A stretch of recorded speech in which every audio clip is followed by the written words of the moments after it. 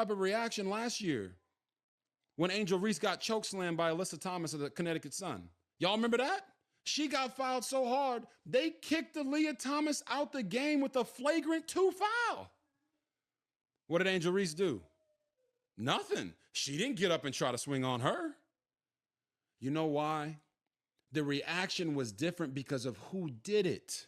And there is a lot of history there with Caitlin Clark and Angel Reese.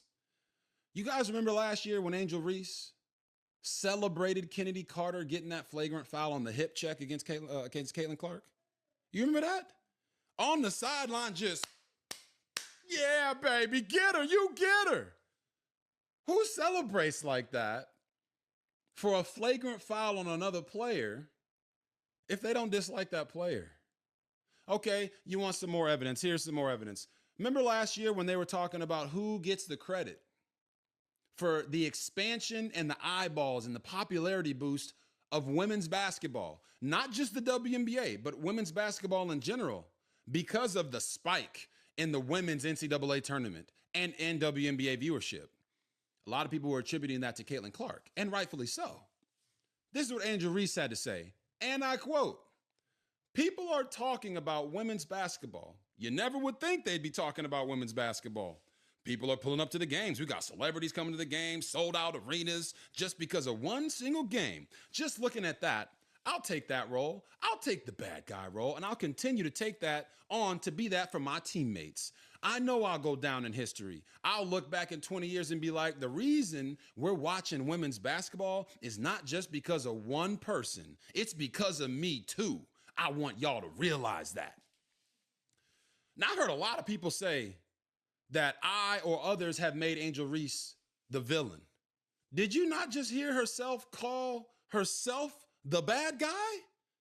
She called herself the villain. I'm not making her the villain. She's making herself the villain. Then to being able to read the expressions of a person and know their intent, know their character, know their perspective. But he does understand hate, because I think he also understands the hate of self. When you look at the play, which is all we can speak to as professionals, all we can speak to as analysts, Angel Reese pushed one of her teammates. Caitlin Clark had a hard foul, which is part of basketball. I feel like it was assessed correctly. And Angel Reese's reaction is the sort of reaction you get in a situation when you feel like you took an intentionally hard foul. That's competitiveness. That's rivalry. That's not hate. And so now, though, when RG3 jumps on to the hate train or to the angry train, and now follows along with what we saw from Keith Olbermann, what we saw from Dave Portnoy, as they poured on to Angel Reese to make her the villain in Caitlin Clark's heroic or hero story. Right. The one thing we know about RG3 is he's not having conversations at his home about what Black women have to endure in this country, about what young Black women and athletes like Angel Reese have had to deal with being on the opposite side of Caitlin Clark's rise and ascension into stardom. Now, when you look at it, I think A'ja Wilson is the face of the league. A'ja Wilson is the best player in the league. Caitlin Clark is the most important player in the WNBA. And a ton of her fandom has come along with some racial bias or some racial pieces to why people love her so much. And so now, if you're RG3, when is the last time within your household you've had a conversation about what she's dealing with? You haven't been able to do that because in both of your marriages, you've been married to white women.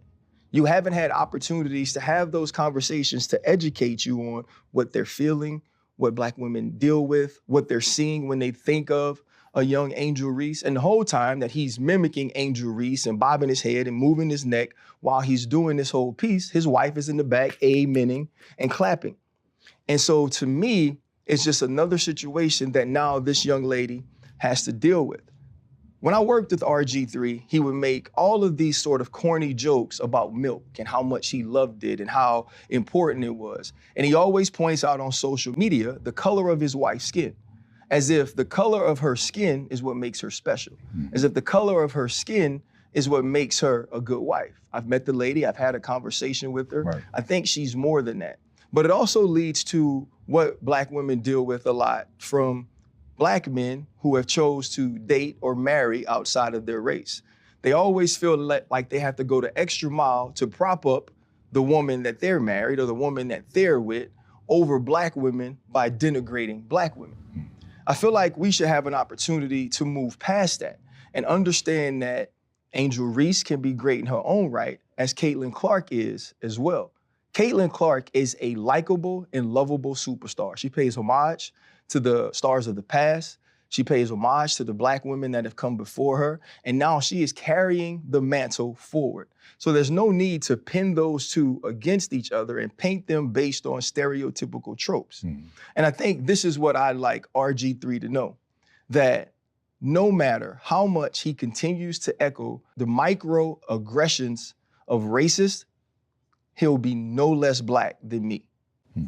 Yo, what's up, everybody? It's your boy RG3, and I just wanted to get on here and talk to you guys because there's been a lot of buzz, a lot of conversations about my sports take that Angel Reese hates Caitlin Clark, which was purely based in basketball. But I think all of you know there's a line in life that you just simply don't cross. Wives and children are always off limits, and Ryan Clark has sprinted past that line. Ryan Clark didn't like my sports take that Angel Reese hates Caitlin Clark. And that's fine. It's okay. It's part of the game. Sports media, I'm going to have an opinion. This person might not agree with it. That person might not agree with it. But what you don't do is turn around and personally attack me and my family just because you don't agree with a sports opinion that is purely based off the sport. I didn't make it personal. But what that really shows is just how low of a person Ryan Clark is. But Ryan, you crossed the line, man. You made it personal and some. I really believe there should be no space in sports media for personal attacks. I've said it before. But certainly personal attacks against wife and children have always been off limits.